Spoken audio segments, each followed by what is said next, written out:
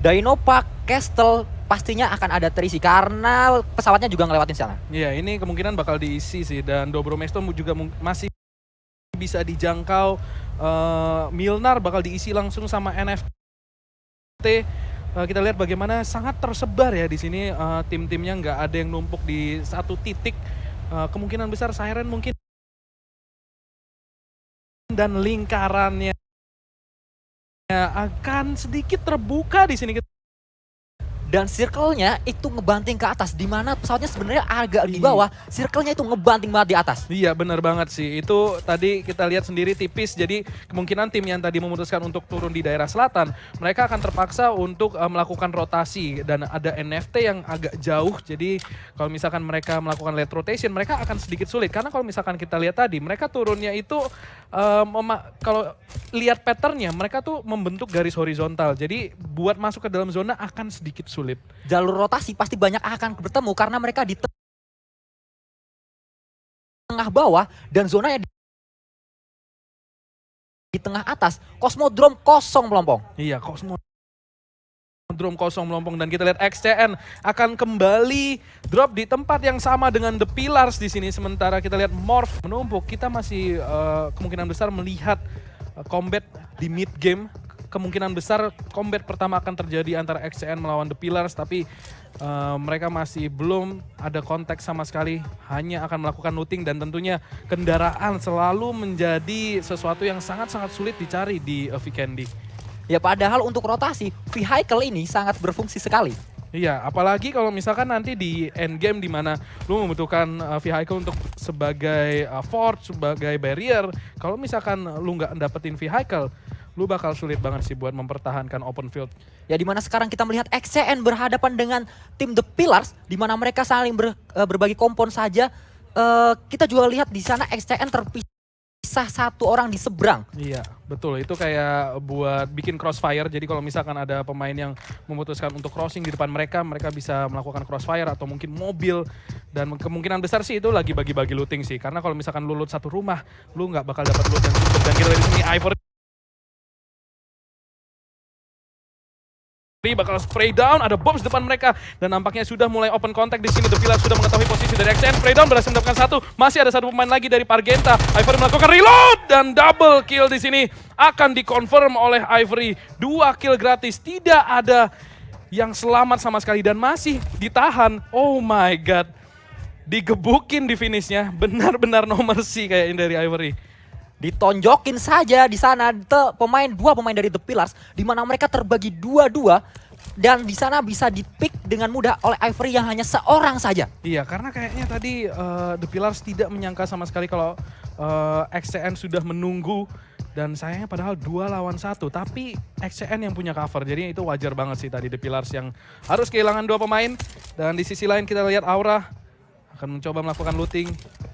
Aura ini masih belum ada yang mengkontes di sana, dia masih sendiri saja, masih hanya satu tim saja. Aura di sana masih dengan looting yang sangat free sekali, sangat bebas untuk melakukan looting. Kayak harusnya sih lengkap sih mereka karena nggak ada kontes di awal-awal game. Iya betul, mereka udah free loot. Kita lihat akhirnya ada 2 pemain yang pulang, tapi lagi-lagi kondisi mulai mereda kembali, mulai kalem lagi, tapi ini fase yang paling penting bagi para player karena mereka harus mencari 8 kit sebanyak mungkin, harus mencari granat minimal 5 smoke, ada juga granat frag grenade yang harus mereka bawa juga karena frag grenade itu walaupun terlihat tidak penting tapi bisa make a play di waktu-waktu yang dibutuhkan. Tadi kalau kita lihat tim Siren udah berhasil mendapatkan M24. Kalau kata orang-orang, bila ada sumur di ladang boleh kita menumpang mandi. Kalau ada skop K8 boleh dong dilempar kemari. Lanjut dong. Kenapa diem? Gimana? Lanjut. Timing gue bagus gak tadi? Iya bagus. Iya bagus ya. Iya. Dan kita akan melihat di sini lingkaran kembali ke atas, masih belum ada biru yang berjalan. Dino Park kosong melompong dan RRQ tepat berada di tengah. Ini kalau misalkan lingkaran ke arah mereka, itu bisa jadi pisau bermata dua sih. Karena satu, kalau misalkan lo main di center, itu oke, lu berada di dalam lingkaran untuk waktu yang lama, tapi terlalu banyak angle yang harus lu cover. Ketika pemain dari tim lain yang sudah mulai centralizing, mulai menekan ke arah RRQ, mereka bakal kejepit dari segala arah. Jadi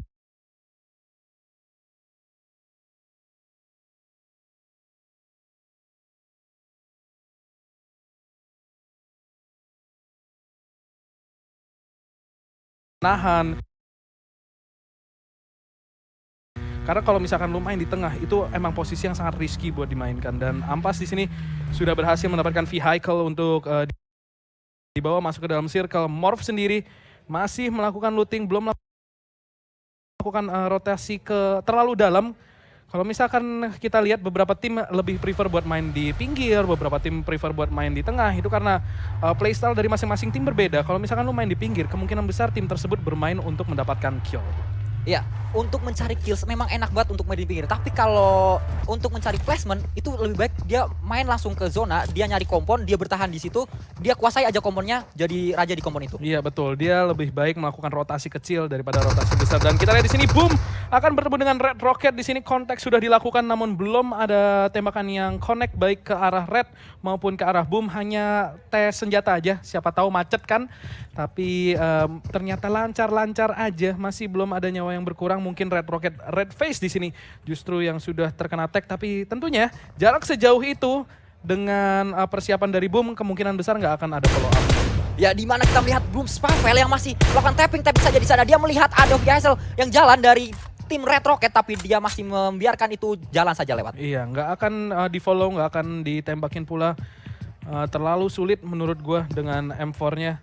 Dan Red Rocket lebih memilih untuk melakukan rotasi dan mereka berputar justru menahan posisi dalam. Jadi mereka ganti angle tapi mereka tetap bisa ngeliat Boom, sementara Excurate di sini akan ditembakin sama Nixel dan akan langsung terkenok di sini. Bahampas berhasil melakukan satu. Tersisa satu pemain lagi dari XCN yang terpisah cukup jauh dari rekan-rekannya yang lain.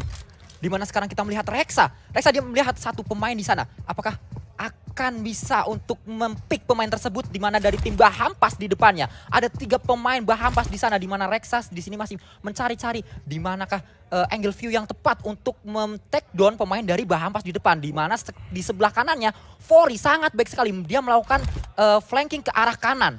Iya, tadi kita lihat Excurate berhasil take down.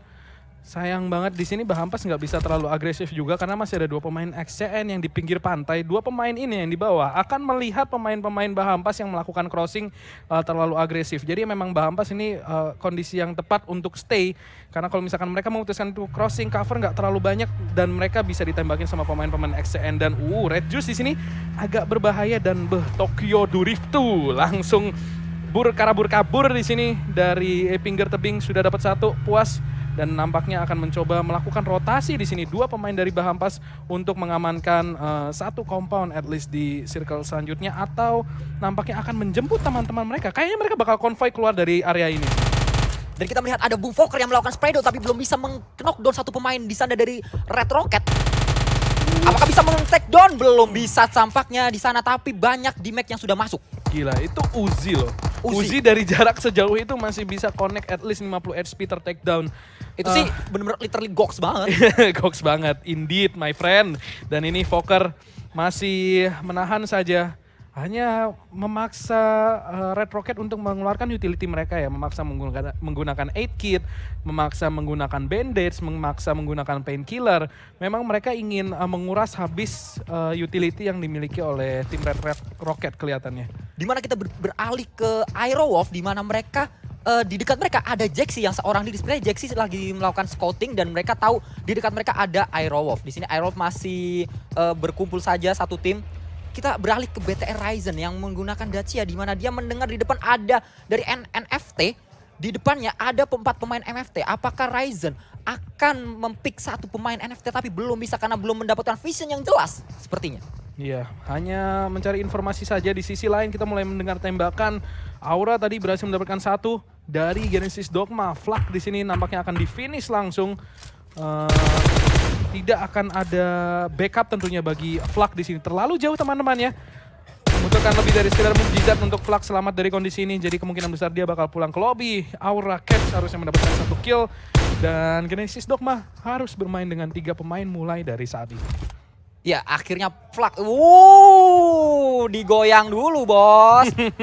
Pantang pulang sebelum goyang. Iya. Dan kita lihat di sini Luxi sudah mengeker dengan Kar98-nya dan ada suppressor. Jadi kemungkinan besar NFT akan butuh waktu lebih untuk menyadari datangnya dari mana tembakan tersebut. Dan justru Luxi di sini yang diberi tembakan peringatan Dia harus melakukan bandage terlebih dahulu.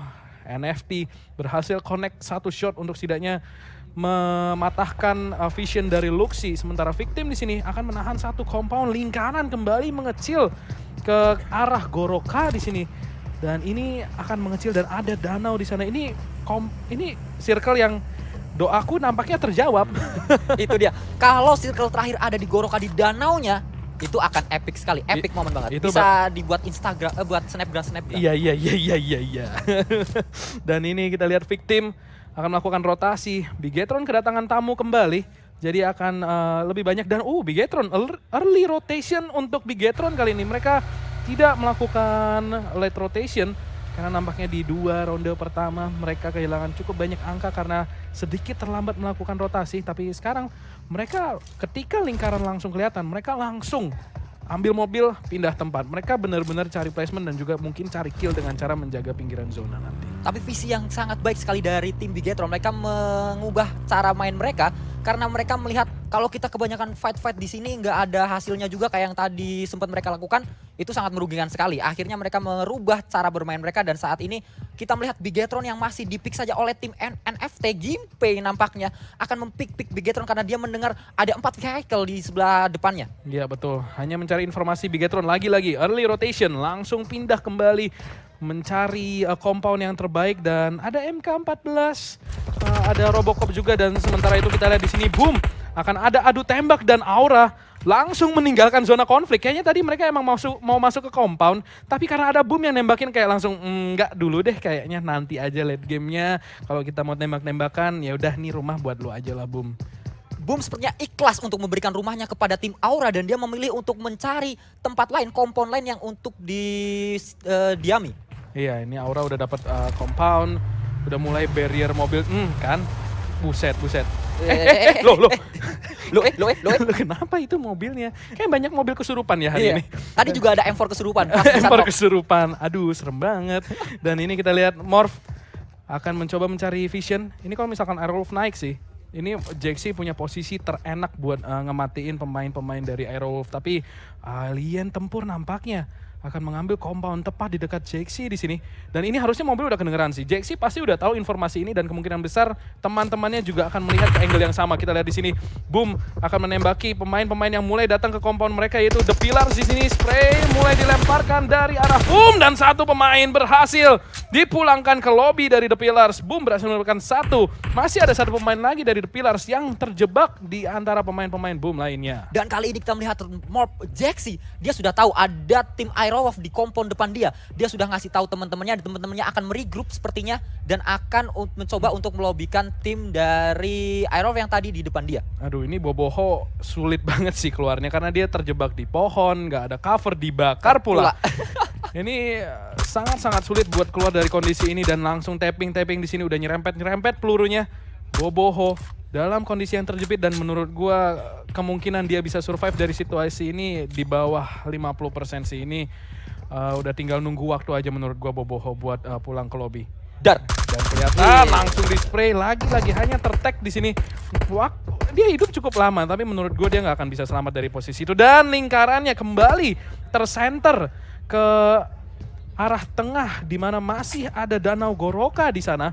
Dan kita lihat bagaimana tim-tim mulai centralizing di sini. Kita lihat ada 5 tim langsung mengisi tengah. Tidak ada yang bermain secara sweeping. Hanya ada Siren yang bermain dengan teknik sweeping di sini. Dan kemungkinan mereka akan sangat sulit kalau misalkan mereka masuk dari jalur ini. Dari jalur Nara dan juga Victim. Karena mereka masuk udah ditunggu sama 2 tim.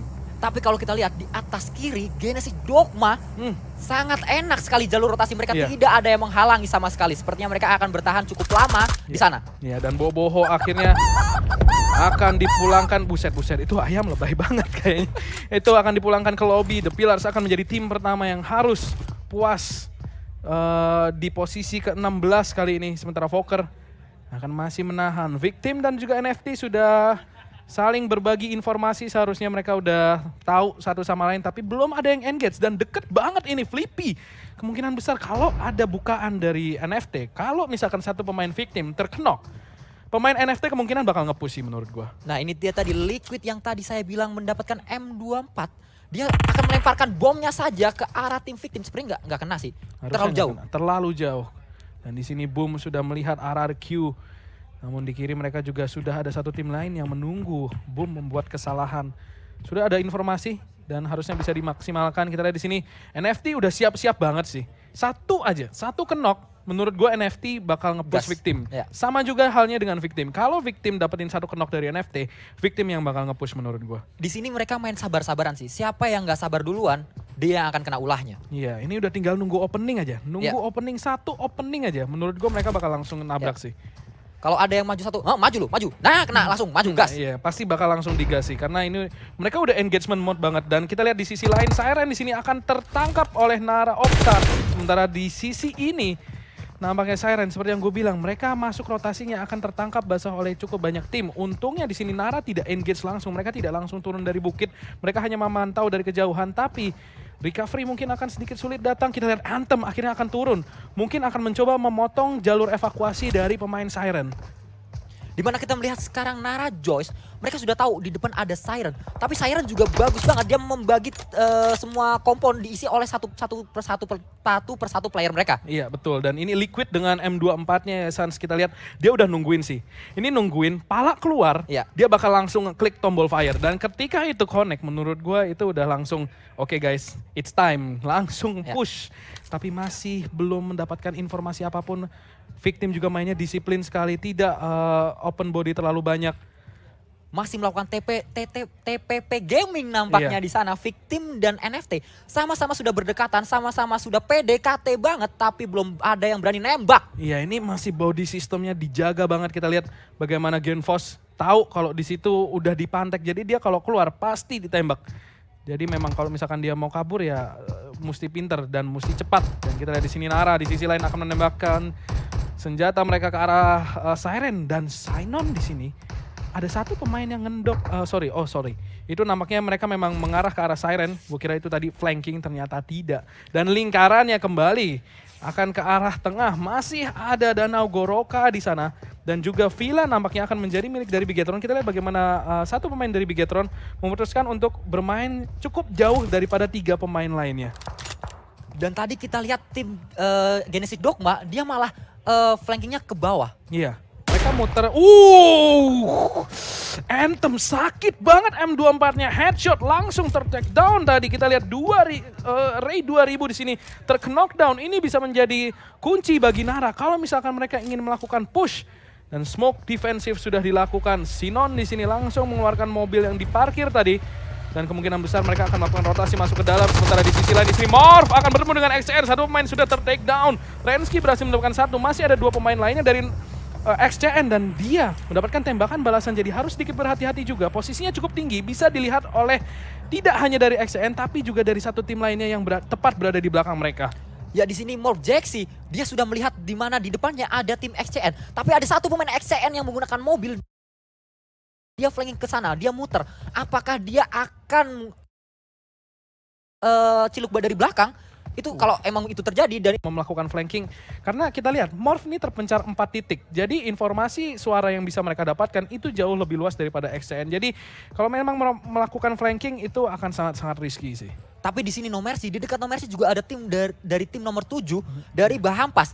No Mercy juga posisinya juga tidak terlalu aman karena ada tim Bahampas yang bisa saja sewaktu-waktu nembakin No Mercy. Ini akan jadi malapetaka buat Morph kalau misalkan 2 pemain Morph langsung terkenok langsung. Dan ini mereka bisa dipincer movement baik dari XCN maupun dari Bahampas. Kalau misalkan XCN let's say dia dapetin 2 pemain dari Morph, gua kalau jadi Bahampas gua bakal langsung push. Ngelihat ada pemain kenok dari Morph, gua bakal langsung nge-push karena gua tahu ini kesempatan emas buat dapetin kompon yang dipegang sama Morph saat ini. Dan kita lihat di sisi lain Barrier ter-take 50 HP, sedikit berbahaya, cover sangat minim. Dia akan lari, mencoba mendapatkan cover sebelum melakukan recovery. Dan Siren full passive mode on di sini setelah mendapatkan satu peringatan. Dan Ray 2000 kali ini justru yang akan berhasil mendapatkan satu headshot dari NFT. Kita lihat di sini Ray 2000 tanpa helm dia. Tanpa helm. Dan dia sekarang akan mencoba mempick pemain di depannya, tapi belum bisa. Dia masih mencari vision saja. Dia sudah melihat di depan ada mobil yang jalan dari tim NFT, tapi apakah bisa untuk di knockdown? Ternyata belum bisa. Iya, ini Ray 2000 cuman bakal maksa NFT nyari helm lagi sih karena helmnya bakal dipecahin. Kita lihat tadi zonanya agak open field ya. Jadi kemungkinan besar end game-nya nanti yang punya compound paling cuman beberapa. Dan kita lihat di sini Morph akan mencoba melakukan rotasi. Satu pemain dikirim sebagai seorang scout untuk mendapatkan compound selanjutnya untuk dijaga di dalam zona. Tapi di sini kita melihat ada Bahampas yang melakukan spray down ke arah tim dari BFT sepertinya. Iya, di mana dia melakukan crispy card-nya diledakkan saja supaya tidak bisa melakukan rotasi lagi. Iya, itu rotasi. Benar-benar dikunci di sana. Itu rotasi udah dimatiin sih. Masalahnya satu mobil lagi dari Bonafide adalah mobil crispy car juga. Jadi kemungkinan mereka kalau mau cabut agak sulit dan Bahampas melakukan repositioning di sini untuk mendapatkan angle yang lebih enak atas Bonafide. Sementara Jaxi di sini dan juga tim Morph lainnya akan bermain secara sweeping. Lagi-lagi mereka akan mencoba bermain untuk kill mungkin. Sementara Rewind di sini sudah tertag. Tepat di depan mereka ada barrier. Dan kemungkinan besar di sini Morph akan ada duel antara Nara dan juga SRN atau Siren. Dan satu granat sudah dilempar sedikit gedek namun tidak memakan damage yang begitu banyak. Dan Nara serta Siren nampaknya kita akan bernostalgia di sini. Duel antara dua tim ini kita sudah lihat di map sebelumnya. Dan kita lihat Anthem akan melakukan proning. Sementara Siren akan mencoba mencari posisi, mencoba melakukan flanking satu pemain. Ray 2000 di sini bermain sangat agresif satu pemain dan push di sini langsung saja mendapatkan dua pemain. Nara langsung dipulangkan ke arah lobby. Permainan sangat baik sekali dari Ray 2000 tanpa helm, tapi dia bisa melobikan tim Nara sendirian. Di mana dua pemain Nara berhasil di-pack oleh dia. Iya betul, dan kita di sini NFT akan melempar satu smoke defensif. Di sini ada Bahampas tepat di dekat mereka. Sementara Zuxi di sini akan menjadi third party. Pergempuran antara victim dan juga Bahampas. Ini enak banget buat dia. Kalau misalkan dia maju sekarang, itu informasi enak banget. Dan Zuxi tadi sedikit nyangkut, agak sedikit berbahaya. Sementara Microboy akan melihat ada victim dari angle lain di sini dan mencoba melakukan pressing shot agar victim tidak terlalu agresif. Sepertinya BTR di sini akan menjadi orang ketiga, menjadi perahara antara NFT dan juga tim yang sedang di depannya sedang mereka perangi. Ya, kita lihat di sini mulai mencoba mendapatkan satu kill. Victim Fajar akan dikonfirm kill oleh NFT. BTR tidak mampu mengkonek, hanya mampu mendapatkan satu. Masih menahan di sini. Siren akhirnya tereliminasi. Victim sudah mendapatkan 5 kill namun mereka akan dipulangkan karena zona. Cisun harus pulang karena zona tadi. Sayang sekali mereka nampaknya sudah low HP dan juga harus menelan blue zone sehingga nyawa mereka hilang begitu saja. Genesis Dogma, RRQ dan juga Aero nampaknya akan terjadi 3-way showdown di sini. Tadi victim itu sudah sangat baik. Sayangnya zona ke-6 kali ini sangat-sangat pedih dan membuat mereka harus dilobikan hanya dengan zona. Gila sih ini. Sayang sekali. Itu 3 tim harus Luxi langsung mendapatkan 1 kill lagi dari rotasi pemain lainnya. Namun di sisi lain satu pemain juga harus kehilangan di sini dari Bigetron. Zuxi akan dipulangkan ke arah lobby dan banyak banget pemain di sini yang tumbang karena zona. Karena kalau misalkan kita lihat ini zonanya benar-benar kebuka banget. Sedikit compound yang bisa mereka mainkan. Jadi sekarang udah tinggal lomba-lombaan. Di sisi lain kita lihat Morph dan juga Bonafide nampaknya terjadi tembak-tembakan. Bonafide beberapa pemainnya mulai dipulangkan ke arah lobby. BTR masih mencoba mencari angle. Dan RRQ Voldemort berhasil mendapatkan alien tempur. Kita lihat di sini. Angle-nya Morph enak banget. Tersisa 1 dari seorang Zulhak di dalam sebuah gubuk. Mobilnya udah ketahuan dan buka pintu dengan cara dihancurin. Gak akan bisa kemana-mana. Microboy di sini menampaknya melihat kondisi tersebut dan memutuskan untuk melakukan push di sini. Dan justru Microboy dalam posisi yang terjepit. Dan Aerowolf akan bertemu dengan Erpeko dan langsung dipulangkan ke lobby. Kita lihat di sini 3-way showdown seperti yang gue bilang karena mereka harus berlomba masuk ke dalam zona. Aeropotato di sini akan melakukan looting sementara Luxi sudah keluar dari mobil. Namun mobilnya nampaknya akan coba diledakkan oleh Morph Jaxi. Kembali nostalgia terjadi seperti di Miramar. Morph bertemu dengan Bigetron. Namun kali ini war terjadi di mid game, bukan di late game. Tapi kita melihat di sini Mob dia harus mulai memutar timnya untuk berhadapan dengan Bigetron di sebelah bawah. Iya. Dan kita di sisi lain RRQ masih bertahan dengan 3 pemain di sini dan harus keluar. Ada Aerowolf tepat di sampingnya masih menunggu. Sementara Aerowolf nampaknya akan melakukan late rotation. RRQ Voldemort langsung berlari masuk ke dalam circle. Masih ada 1 pemain lagi tepat di belakang dia. Warung di sini akan mencoba membuka jalan sementara Potato masih menahan zona di sini. 7 8 kit yang dia punya syringe. Jadi dia harusnya bisa lari masuk ke dalam sementara Microboy masih berduel dengan Morph di sini. 4 pemain melawan 3 pemain. Microboy dalam kondisi yang bisa dibilang terjepit. di mana Microboy yang tadi akan menjadi orang ketiga antara Morph dan lawannya, tapi di mana tadi Morph sangat baik sekali, dia meledakkan mobil dari Microboy supaya Microboy tidak bisa lari kemana-mana. Iya, ini sulit banget. Benar-benar sih. dikunci di sana dan akan dilobikan sepertinya. Ya, untungnya zona masih berpihak ke Bigetron. Mereka masih punya area buat dimainkan di sini. Dan di bagian timur ada satu tim lagi. Kita lihat Morph akan kedatangan tamu dari arah flank. Kalau misalkan Morph terlalu fokus dengan Bigetron, bisa saja satu pemain yang ada di belakang dia menghancurkan satu tim. Dan untungnya Bonafide di sini sudah dipulangkan terlebih dahulu sehingga Morph hanya perlu pusing untuk satu angle dan Bigetron harus keluar. Untungnya Morph juga harus melakukan rotasi.